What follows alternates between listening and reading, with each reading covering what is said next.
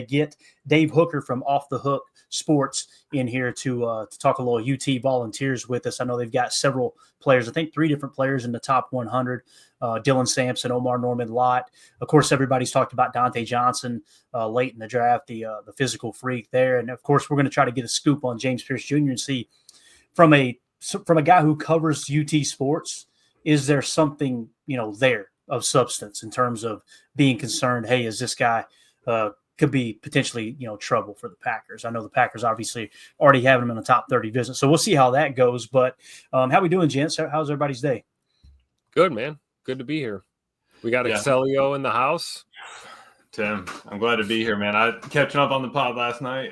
Today with the landscape job, forgot to get the back shoulder of the arm, little sunburnt there, but beautiful, 80 degrees. I mean, it was gorgeous today. Nice breeze. Yeah, you guys getting 80s. You're getting 80s down there, huh?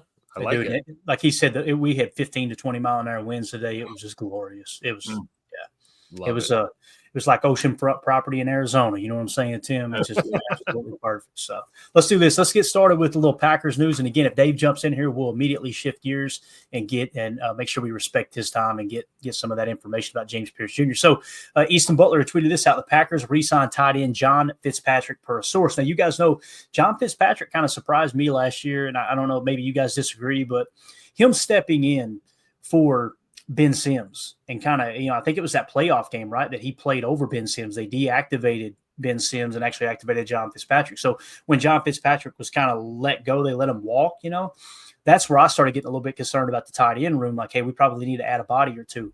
Bringing John Fitzpatrick back doesn't mean he's going to be a lock for the roster, but you feel a lot better about not having to go get another tight end with depth if you're worried about Luke Musgrave staying healthy, obviously. So I want to get your all's take on John Fitzpatrick. I think it's extremely valuable bringing somebody back that obviously understands the system, and they trusted quite a bit last year.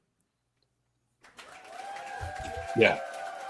Thank you for the applause, Tim, because a dude that kind of puts in the work, right? He was real quiet, but, we needed him out there when Tucker wasn't getting, the looks, or we needed to bring in a blocking guy. He wasn't afraid to step in, just put his head down and worked. I really liked the kid. I'm glad we brought him back in. You got to give him a shot, make the team on special teams if you can, and go from there. Yeah. Like you said, depth, right? Depth at the tight end group. And there was a lot to like about what he put on tape last year in the limited reps that we saw him out there. And other than, of course, missing the block on the opening kickoff against the Eagles and, right. Keyshawn getting blown up, we all remember that play. But, we're not going to judge him by one missed block. He's a blue-collar tight end. He fits in really well with this group. And like Clayton said, gives us depth, makes us, not have to take a tight end in this draft. It'd be nice to grab one, but we don't have to. And, seeing this today, made me happy for real. I mean, Fitzpatrick was a dog last year for sure. Definitely. All right. So Drew D in the chat says Fitzpatrick creates a baseline for competition at least. Yeah. And someone who knows the playbook, right? Yeah. I can't remember one time last year it was like, mental mistake by Fitzpatrick. It just seemed like it clicked. He picked it up, no problem. And obviously he was a dude that, if I remember correctly, had a pretty good RAS similar to Ben Sims. Obviously they like those physical tight ends. Prince in the chat says 6 tight ends now signed, ready for OTAs. Yes, sir. Greg Rice says, can he block? He can block. I remember last year there was a play. I can't remember which game it was, but we did it on Chalk Talk, and I'm sure we'll uncover it as we're re-uploading all the Chalk Talks into the Patreon group. But, man, there was a play where he kind of came off, sealed the edge, and he smacked a backer right in the mouth. And I was like, oh, okay. Hello, Fitzpatrick.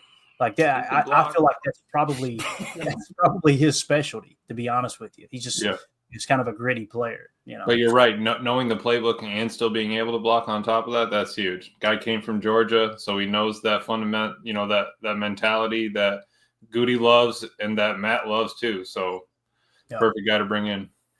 Definitely. Fred McFarley asks, is Jacob stuck at the checkout at Aldi? He may be. He may be at the Aldi right now. So he probably order. Breaking news. Jacob is stuck at the checkout at Aldi. Exactly.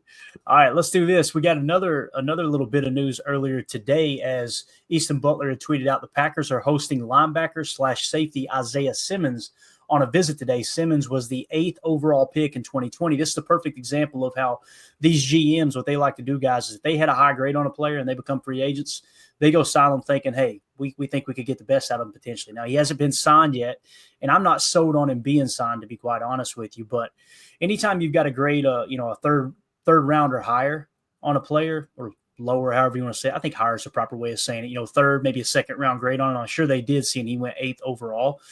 You want to take a look at it and see what maybe went wrong. Now, in terms of what he's done in the league, it hasn't been pretty. Starting in 2020, a 59.9, then a 51.0, 67.9, 68.9. So those 2 years pretty solid. And then, of course, last year, only 181 snaps and grade out of 45.6. So what you seen was him peak in 2021 with the snaps at 1,005. And it's just tapered down every year since. So I'm not expecting any all-world improvement here if Isaiah Simmons is signed, But we'll kind of keep our eye on it for sure. If they do pick him up, it's probably going to be one of those guys like, hey, come in, compete for a camp spot. I'd say there would be minimal guarantee where you could cut him. Now if he comes in and says, hey, I want $3 or $4 million a year with 50% of that guaranteed, I could see Goody being a little bit. I think we're okay. But what do y'all think about that, man? I would file this in the doing your due diligence category, like we talked about last week with Goody. I mean, this is competition with Christian Welch, at the linebacker position, and I don't think there's too much to read into right now. We'll see what happens. Yeah, and everybody in the chat is saying a special teams grade looks good, and here in 2024. We get that Jacob comment off the screen there.